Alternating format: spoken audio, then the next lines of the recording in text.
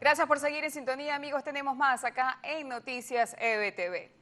Como le comentábamos más temprano, hoy los ecuatorianos acuden a elegir a su presidente, a su vicepresidente, integrantes del Parlamento y también la representación ante el Parlamento andino. Según las autoridades, hasta ahora ha transcurrido con normalidad la jornada. Sin embargo, estamos intentando establecer contacto a esta hora con el corresponsal de La Voz de América en Quito, Ecuador, Néstor Aguilera. Néstor, por favor, déjanos saber si estás allí en línea con nosotros. Bueno, la jornada avanza, ya ha transcurrido más de la mitad de este proceso electoral. Avanzamos hacia las 5 de la tarde locales, 17 horas. Yo me encuentro muy cerca de uno de los recintos electorales localizados en las afueras de la ciudad de Las Cateriscas. Hoy esta jornada, las largas filas que han tenido que hacer los ciudadanos para poder ejercer su derecho al voto. Hemos podido ver en algunos casos filas de más de 1 kilómetro. Justamente estábamos intentando avanzar hacia una de esas filas porque nos han dicho, miren, nosotros tenemos que hacer fila durante 1 hora y media o 2 horas para poder votar. Más allá de eso, yo diría que no se desarrollan o no se han producido mayores en esta jornada electoral que, vuelvo y repito, finalizará hacia las 5 de la tarde. No habrá extensión. A las 5 de la tarde, 17 horas locales, finalizará ya esta jornada de votación y a partir de las 18 horas 15 se espera que comiencen a fluir los primeros resultados oficiales de acuerdo con lo que ha dicho el Consejo Nacional Electoral. Néstor, ¿ha habido hasta ahora algún pronunciamiento de parte de los principales candidatos en esta contienda? Entendemos que son 16 candidatos, pero hay 2 principales, digamos el sucesor de Rafael Correa, el señor Arauz, y también el señor Guillermo Lasso. ¿Ha habido algún mensaje a los ecuatorianos en estas últimas horas? Bueno, los mensajes, los tradicionales y típicos en esta época del año, no he podido seguirle. Por ejemplo, Guillermo Lasso votó en la ciudad de Guayaquil. Entiendo que él emitió algunas palabras muy brevemente en medio de estas condiciones bastante adversas, sobre todo llamando a su militancia.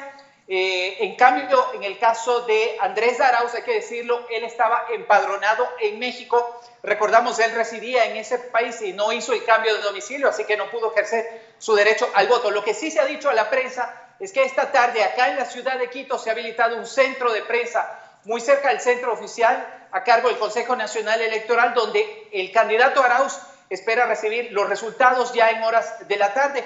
Vamos a ver qué es lo que transcurre en las siguientes horas y de acuerdo a eso los ecuatorianos sabremos si efectivamente el nuevo presidente se elige en esta jornada, hoy, en horas de la noche, se conoce, o si tendremos que pasar a una segunda vuelta electoral el próximo 11 de abril.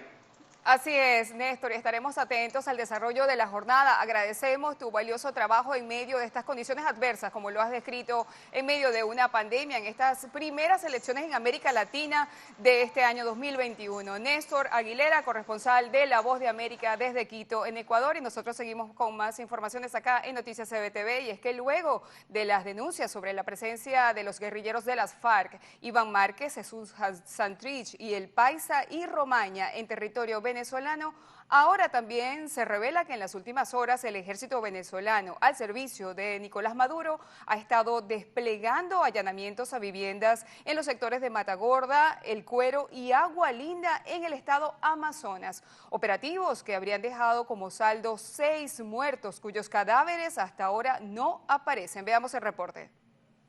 La información la dio a conocer la periodista venezolana Sebastiana Barraez, quien reveló que una habitante del sector Matagorda de Pozón de Bavilla, en Amazonas, llamada Yasmira Coromoto Tobar, denunció las operaciones del ejército venezolano en su casa y la detención de su esposo e hijo, en el marco de las actividades que supuestamente se desplegaron contra disidentes de las Fuerzas Armadas Revolucionarias de Colombia.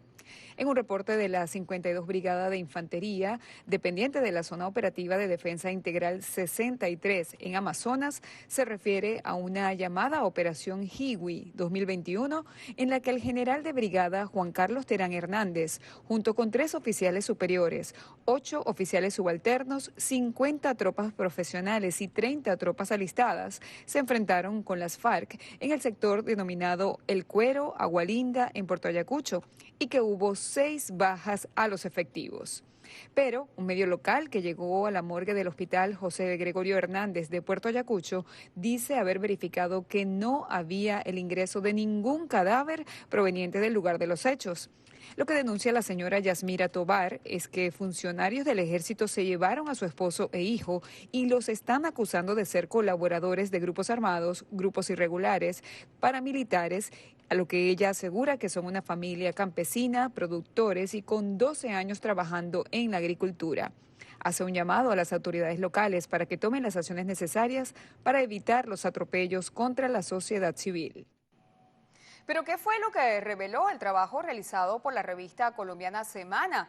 El trabajo indica que los prófugos Iván Márquez, Jesús Santrich, El Paisa y Romaña, quienes abandonaron el acuerdo de La Habana firmado entre las FARC y el gobierno de Juan Manuel Santos, están escondidos en Venezuela. Veamos. De acuerdo con una investigación de la revista Semana, el gobierno colombiano tiene información exacta de sus movimientos y de los campamentos donde se ubican estos disidentes y desde donde operan rutas del narcotráfico y planean acciones terroristas. Bogotá y Medellín forman parte de los blancos asignados al Paisa. Pero las alarmas están encendidas y Estados Unidos colabora con estas investigaciones. En total serían 36 estructuras conformadas por 4.927 hombres armados, según las cuentas de inteligencia hasta junio de 2020, lo cual sugiere que a la fecha son más. El dato es sorprendente, pues esta cifra puede ser casi la mitad del total de guerrilleros desmovilizados en el acuerdo de paz con las FARC. La investigación de la revista Semana indica que de todos los disidentes, Márquez cuenta con 861 integrantes de sus propias filas, agrupados en 3 estructuras, una subestructura y 10 comisiones. Gentil Duarte controla el resto de las unidades disidentes. Se dedican al narcotráfico, a la minería ilegal y al robo de ganado en Colombia para venderlo en Venezuela. En los últimos meses, fuentes venezolanas decidieron colaborar de manera secreta con las autoridades colombianas y han cruzado la frontera para entregar esas evidencias. De esta forma, los investigadores ya lograron armar una completa radiografía con pruebas físicas irrefutables sobre las andanzas de Márquez y sus hombres a lo largo y ancho de la frontera colombo-venezolana. Semana revela en exclusiva las más recientes fotografías. Es la primera vez que se divulgan imágenes de sus campamentos, el armamento que usan, sus camionetas de alta gama y hasta la avioneta de matrícula venezolana empleada para transportarse y traficar cocaína. Los disidentes de las FARC circulan libremente en las zonas rurales e incluso en áreas urbanas, como la ciudad de El Orza, a 3 horas de Arauca, donde Márquez vive en un condominio protegido por el propio régimen de Nicolás Maduro. Y con esto vamos a la pausa, amigos. Al regresar, más de Noticias EBTV.